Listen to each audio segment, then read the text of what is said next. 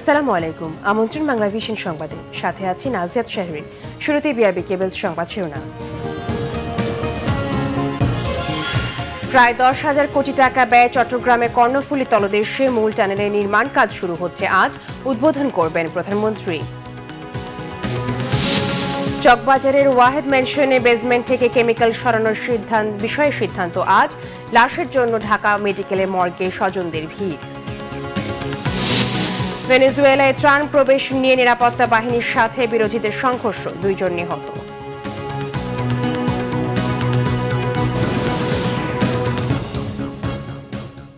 দেখছিলেন BRB cables সংবাদ শিরোনাম। এবারে বিস্তারিত। চট্টগ্রামে কর্ণফুলী তলদেশে টানেল নির্মাণ সহ বিভিন্ন উন্নয়ন প্রকল্প উদ্বোধন করতে আজ চট্টগ্রাম যাচ্ছেন প্রধানমন্ত্রী শেখ হাসিনা। প্রধানমন্ত্রীর সফর ঘিরে বন্দর নগরীতে নেওয়া হয়েছে ব্যাপক প্রস্তুতি। সকালে কর্ণফুলী টানেল নির্মাণ প্রকল্পের খনন কার্যক্রম ও লালখান বাজার থেকে শাহ আমানত বিমানবন্দর পর্যন্ত elevated express way pillar piling প্রকল্পের উদ্বোধন করবেন প্রধানমন্ত্রী। টানেলটি চালু হলে দেশের দক্ষিণ পূর্বাঞ্চলে অর্থনীতির চেহারা পাল্টে যাবে বলে মনে করেন বিশেষজ্ঞরা। 2017 সালের 14 অক্টোবর প্রধানমন্ত্রী শেখ হাসিনা ও চীনের প্রেসিডেন্ট শি জিনপিং ঢাকায় এক অনুষ্ঠানে এই টানেলের ভিত্তিপ্রস্তর স্থাপন করেন। 2023 সালে ফেব্রুয়ারিতে টানেল নির্মাণের কাজ শেষ হওয়ার কথা রয়েছে। উন্নয়ন প্রকল্প উদ্বোধন শেষে পতেঙ্গায় সুধী সমাবেশে ভাষণ দেবেন প্রধানমন্ত্রী। টানা 3য় মেয়াদে প্রধানমন্ত্রী নির্বাচিত হওয়ার পর শেখ হাসিনার এটাই প্রথম চট্টগ্রাম সফর। চকবাজারের ওয়াহেদ ম্যানশনের বেসমেন্ট থেকে কেমিক্যাল সরিয়ে নেওয়ার সিদ্ধান্ত হবে আজ। এদিকে অগ্নিকাণ্ডের ঘটনায় দায়ের করা মামলার তদন্ত প্রতিবেদন 3 এপ্রিলের মধ্যে দাখিলের নির্দেশ দিয়েছে ঢাকার সিএমএম আদালত। চুরিহাটে অগ্নিকাণ্ডের পর থেকে এনামুলের সন্ধান পায়নি তার পরিবার। হাসপাতাল, মর্গ কোথাও বাদ দেয়নি খুঁজতে প্রিয় ভাইকে। আকুতি যদি একটিবার দেখা মেলে। দুর্যোগ ব্যবস্থাপনা ও ত্রাণ মন্ত্রণালয়ের তথ্য বলছে, চুরিহাটে অগ্নিকাণ্ডের ঘটনায় 18 জন নিখোঁজ রয়েছে। পুলিশের একটি তদন্ত দল শনিবার সকাল থেকে বিভিন্ন তথ্য উপাত্ত সংগ্রহ করে ঘটনাস্থল থেকে। এ সময় পুলিশের পক্ষ থেকে জানানো হয়, ওয়াহিদ ম্যানশনের মালিক হাসান ও সোহেলকে আসামি করা হয়েছে। এ ঘটনায় দোষীদের বিরুদ্ধে ব্যবস্থা নেওয়া হবে বলে জানিয়েছে আইনশৃঙ্খলা বাহিনী। অন্যদিকে চকবাজার আগুনে নিহত 20 লাশের পরিচয় এখনো শনাক্ত হয়নি। শনিবার আনোয়ার হোসেন মঞ্জু নামে একজনের লাশ শনাক্ত শেষে স্বজনদের কাছে হস্তান্তর করেছে ঢাকা জেলা প্রশাসন। এ নিয়ে হস্তান্তর করা লাশের সংখ্যা দাঁড়ালো 49 জনে। বিভাগীয় কমিশনার AKM আলী আজম জানান, 2-1 সপ্তাহের মধ্যেই ডিএনএ টেস্টের মাধ্যমে লাশগুলোর পরিচয় শনাক্ত করে স্বজনদের কাছে হস্তান্তর করা হবে। পুরান ঢাকার অবৈধ কেমিক্যালের বিরুদ্ধে দ্রুত অভিযান পরিচালনা করা হবে বলেও জানান তিনি। সিআইডির বিশেষ পুলিশ সুপার রোমানা আক্তার জানান, 19 লাশের জন্য 32 জনের ডিএনএ নমুনা সংগ্রহ করা হয়েছে। এই প্রক্রিয়া চলমান থাকবে বলে জানান তিনি।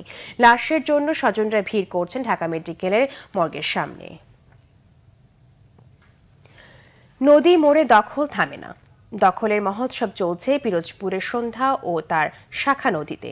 ভূমিদস্যুদের দখল দৌড়াতে ঐতিহ্য হারিয়ে মরতে বসেছে এই নদী। প্রভাবশালীদের বেপরোয়া দখলে বসত ভিটাও হারাচ্ছে স্থানীয়রা। এই অপকর্মে প্রশাসনের নীরবতায় ক্ষুব্ধ তারা। ব্যবসা বাণিজ্যের জন্য প্রসিদ্ধ পিরোজপুরের সরবকাঠি, এতে নতুন মাত্রা যোগ করেছে বিসিক শিল্পনগরী। এই সুযোগে নদী দখলের হিড়িক পড়েছে উপজেলার জগৎপট্টি, ইন্দেরহাট, মিয়ারহাট, বরচাকাঠি, জগন্নাথকাঠি বন্দর সহ বেশ কিছু এলাকায়। নদীর দখলি জমিতে গড়ে উঠেছে ডকইয়ার্ড, বহুতল ভবন, বাণিজ্যিক প্রতিষ্ঠান সহ অসংখ্য দোকানপাট। কেউ প্রতিবাদ করলে দখলদারদের পেটে যাচ্ছে তাদের বসতভিটাও। তার উপর মামলা, হামলা ও হয়রানি তো রয়েছেই। কয়েক একর জায়গা দখল করে সেখানে তারা ডকইয়ার্ড নির্মাণ করেছে, যেগুলো করার কারণে স্বরূপকারীর সৌন্দর্য, স্বরূপকারীর সৌরভ বিলুপ্তির পথে। 2 ঘন্টার মধ্যে বালি জলে হারাই বরফ করে ফেলাইছে অনেকগুলো জাহাজ আনে, এবং আমি গর্দার যা কোনো মালামাল কিছু এই ফেসাইতে পারি। এভাবে যদি দিন দিন আমাদের নদী খাল দখল হয়ে যায়, তাহলে ভবিষ্যতে স্বরূপকাঠির যোগাযোগ বা স্বরূপকাঠি ঐতিহ্য পরিবেশ মারাত্মকভাবে হুমকির মুখে পড়বে।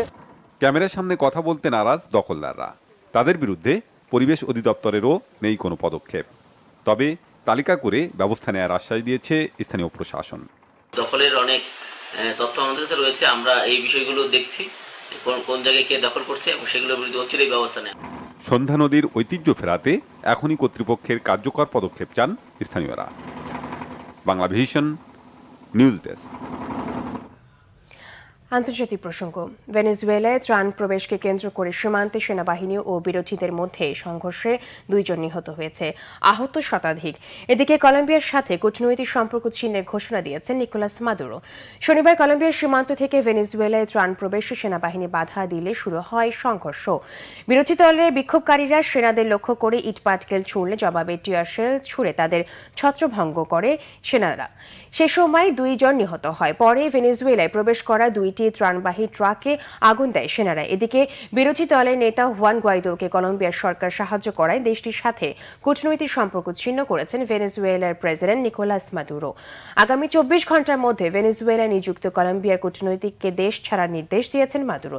এর আগে ব্রাজিলের সঙ্গে ভেনেজুয়েলার সীমান্তে ত্রাণ প্রবেশ ঠেকানোকে কেন্দ্র করে সেনাবাহিনীর সঙ্গে সংঘর্ষ হয় গ্রামবাসীর। সে সময় 2 জন নিহত হয়। সাথে থাকার জন্য ধন্যবাদ সবাইকে।